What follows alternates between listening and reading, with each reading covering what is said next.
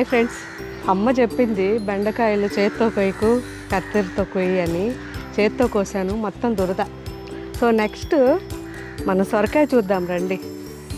చూసారా మొత్తం సొరపాదు. మా ఫాదర్ ఎంత బాగా చేస్తారో చూడండి. పెద్ద పెద్ద సొరకాయలు ఉన్నాయి. ఇదిగో ఎంత పెద్దగా వచ్చిందో చూసారా. 2 3 ఉన్నాయి. మనమైతే 2 కోసేద్దాం. చాలా పెద్దగా వచ్చింది. ఆల్మోస్ట్ వారంలో 5 రోజులు ఇంట్లోనే తింటాం. మీరు కూడా అలాగే తినండి.